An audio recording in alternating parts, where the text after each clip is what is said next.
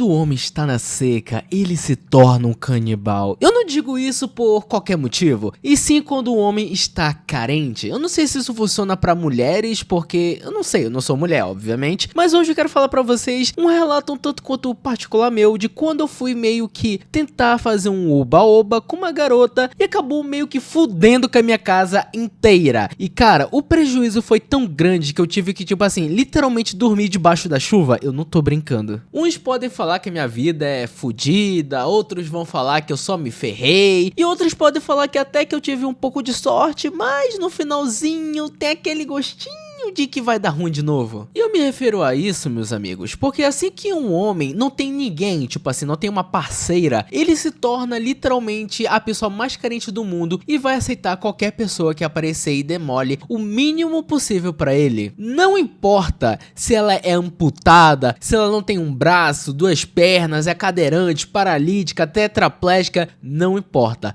Deu mole, é vapo. Assim é a nossa mentalidade, pelo menos a minha. Mas bem, bora logo lá pra essa história. Primeiramente, vou me apresentar. Meu nome é Fábio, hoje em dia eu tenho 24 anos e essa história se passa 2 anos atrás, ou seja, quando eu tinha 22 anos. E nessa época eu tava morando sozinho recentemente, porque eu tinha acabado de arranjar um emprego que pagava muito bem. E adivinha onde eu fui acabar trabalhando? Na prefeitura da minha cidade. Olha que sorte. Quem disse que babar ovo não te deixava em lugares um tanto quanto vantajosos? E como eu já tava ganhando uma quantia boa, eu pensei comigo mesmo, cara, quer saber? Por que eu não vou alugar uma casa pra eu ficar morando sozinho, já pra sair da casa dos meus pais, pra criar uma liberdade? Mas a decisão foi horrível, se não a pior de todas, porque literalmente eu fui tipo assim, seco, morar em outro lugar, sem móvel, sem porra nenhuma, gastando R$ 1.500 de aluguel. R$ 1.500 de aluguel é muita coisa, ainda mais aqui na minha cidade. E bem, tipo assim, querendo ou não, aonde eu fui morar alugado, porque eu já me mudei, era uma parada um tanto quanto de luxo. Porque era uma casa com 2 andares, 2 quartos, 2 banheiros, uma cozinha e ainda tinha garagem para 2 carros. Então era uma puta de uma casa grande. Só que uma parada que era pra eu ter feito pelo menos um pouco antes era ter juntado uma grana legal. Aí quando já tivesse pelo menos ali na casa dos 10 mil, 15 mil reais, fosse lá morar em algum lugar de apartamento ou mesmo uma casa alugada mesmo e fosse lá pagar aquela quantia toda, tá ligado? Porque aí pelo menos ficaria uma parada um pouco mais tranquila pra se viver. E digamos que eu gastava a mesma quantia que eu recebia de salário, e isso você jamais deve fazer, porque senão você só vai se foder. Olha só, até rimou. Enfim, aquele local, ele não era pra mim, eu só perdi tempo e dinheiro morando naquela casa alugada, eu gastava muito e literalmente eu não tinha onde botar os móveis que eu comprava, porque além de eu ser idiota, eu gastava muito dinheiro com móveis que eram absurdamente caros e grandes. Eu comprei uma geladeira de 5 mil, eu comprei uma máquina de lavar e secadora por 4 mil reais. Cara, era umas paradas muito cara. Eu literalmente comprei uma televisão de 80 polegadas de 7 mil reais. Vocês têm noção que é gastar 7 mil reais numa bocada só? Cara, você não deve fazer isso. Eu faço isso porque eu fui um macaco.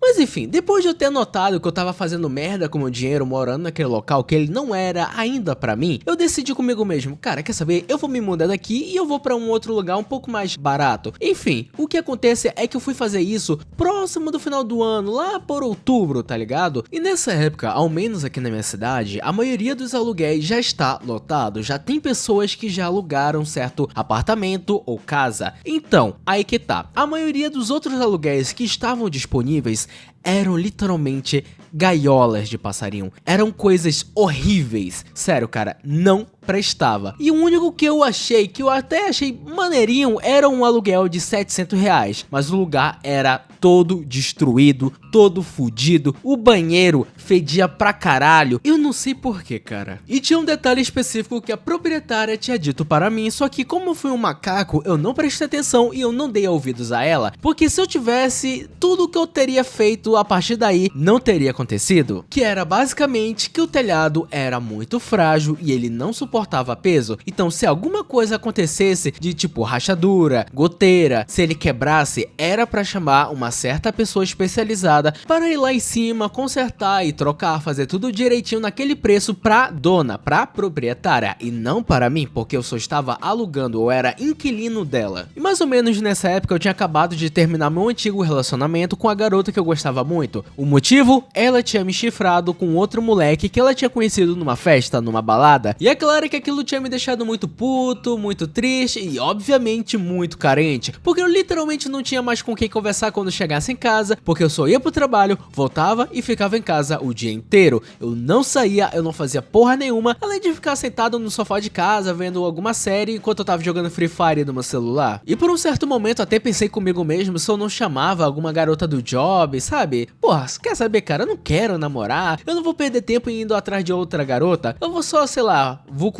com qualquer uma aí e depois eu vou me embora. Mas aí me surge uma pessoa nessa história, uma garota chamada Lana que estudou comigo na época do ensino médio. Ela era bem afim de mim, eu não vou negar, só que eu nunca fui muito, como posso dizer, fã de gordinha, e digamos assim que não fazia muito meu tipo. E como eu já estava muito triste e não tinha ninguém para desabafar meus sentimentos e pensamentos, eu já fui logo desabafar pra Lana. E bem, ela me ajudou bastante naquele ponto específico, e ela meio que ficou animada e feliz que eu tinha terminado meu antigo relacionamento. Ela detonou pra caralho a minha ex-namorada, chamando de vaca, traidora, puta. Sim, ela estava certo, só que eu tava meio que, cara, por que ela tá falando tudo isso logo agora, tá ligado? Ela não poderia ter falado isso antes, já que nas palavras dela, ela sempre tinha suspeitas da minha ex-namorada. Mas meio que foda-se também, tá ligado? Vida que segue, eu não tô nem aí. Mas a parada é que eu tava, tipo assim, carente, ela tava dando brecha, ela tava dando mole pra cima de mim. Eu perguntei pra mim mesmo, cara, quer saber? Foda-se, por que não? Aí eu cheguei assim pra ela e falei, pô Lana, por que tu não cola aqui em casa? Não tem nada pra fazer mesmo, amanhã eu não vou trabalhar, porque no dia seguinte era sábado e depois domingo, ou seja, 2 dias de folga, olha só que maravilha. Eu tava com grana, eu ia pedir alguma coisa pra comer de noite junto com ela, ia comprar alguma bebida e eu já tinha camisinha dentro do meu guarda-roupa, então já tava tudo pronto, o ambiente todo pro abate. E tu acha que ela iria recusar esse convite? Meu filho, não demorou 1 minuto, sério, eu mandei a mensagem, na hora ela já tinha me respondido. E a resposta dela era que ela já estava a caminho da minha casa, então de uma forma ou de outra iria rolar aquilo. E bem, assim que ela tinha chegado lá na minha rua, ela já tinha mandado mensagem para eu esperar ela do lado de fora da minha casa. Eu fui lá ansioso esperando por ela. Quando ela saiu do carro, caralho, eu pensava que a Lana seria aquela gordinha ainda da época da escola quando eu conheci ela. Meu filho, aquela mulher estava imensa. Só pra vocês entenderem, eu tenho 1,88 m. Se eu fosse abraçar uma pessoa, facilmente eu poderia passar meu braço todo em volta dessa pessoa. Eu não consegui nem sequer chegar à metade do corpo dela quando fui cumprimentar e abraçar ela. Eu vi ali que o desafio seria muito grande. Mas beleza, a gente entrou em casa, começou a conversar, a botar o papo em dia, contar fofoca um pro outro, começou a beber. Aí você já sabe, assim que começa a beber, começa a subir o tesão. E bem, foi papo de, sei lá, 15 minutos até a gente ficar realmente com fogo pra querer fuder. Só que a bomba de Hiroshima teve a brilhante ideia da gente meio que fazer oba-oba em um lugar um pouco mais diferente, porque a mesma falava que tinha fetiches de fazer aquilo em outros lugares, em lugares o tanto quanto especiais. Ela não gostava de fazer na cama, no sofá, ela queria mesmo fazer num lugar totalmente inusitado.